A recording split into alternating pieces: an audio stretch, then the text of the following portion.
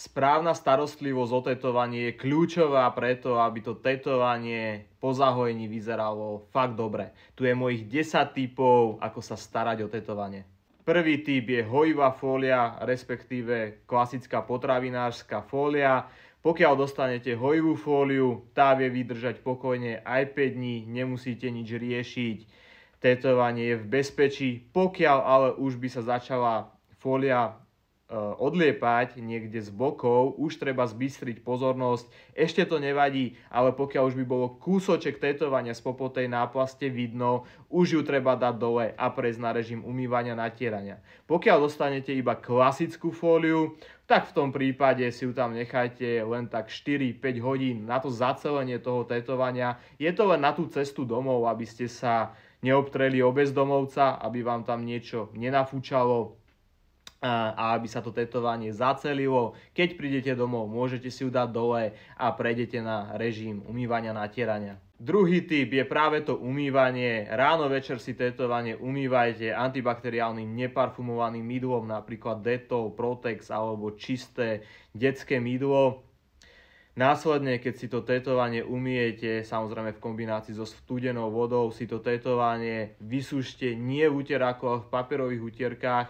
A toto robte vždy ráno a večer. Tretí tip nemôže byť nič iné ako samotné natieranie tetovania. Tetovanie si vyžaduje, aby bolo natreté. Je to z toho dôvodu, že pokiaľ by tetovanie vyschlo, môžu sa spraviť veľké suché chrasty, ktoré keď sa odlúpnú, môžu so sebou zobrať aj farbu a tým pádom sa tetovanie už nezahojí tak pekne a bude také rôzne flakaté. Takže si ho nezabúdajte natierať ideálne 5 krát za deň, 3 krát. Nie 3 krát, 3 týždne od vytetovania. No a čo odporúčam na natieranie je samozrejme klasika Bepanthen, aktuálne Bepanthen Tattoo, alebo rôzne krémy zo štúdia. Štvrtý tip je zákaz škrabania si tetovania. Neškrabte si tetovanie, lebo zase len vyhodíte farbu a bude to škaredé.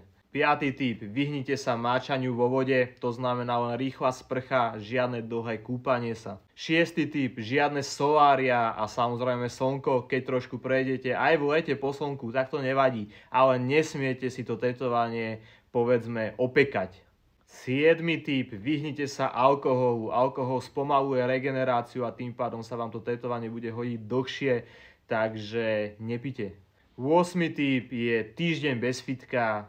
To vydržíte, nesmie sa to tetovanie spotiť, respektíve nemalo by, takže vydržte ten týždeň. 9. Noste voľné oblečenie, nepárte to tetovanie pod oblečením, hlavne vo zimných mesiacoch, takže len voľné oblečenie. No a 10. tip, ten najpodstatnejší, každý tater má inú starostlivosť, takže dodržujte starostlivosť o tetovanie svojho tatera a kontaktujte ho prípadne, keď by ste si neboli s niečím istí.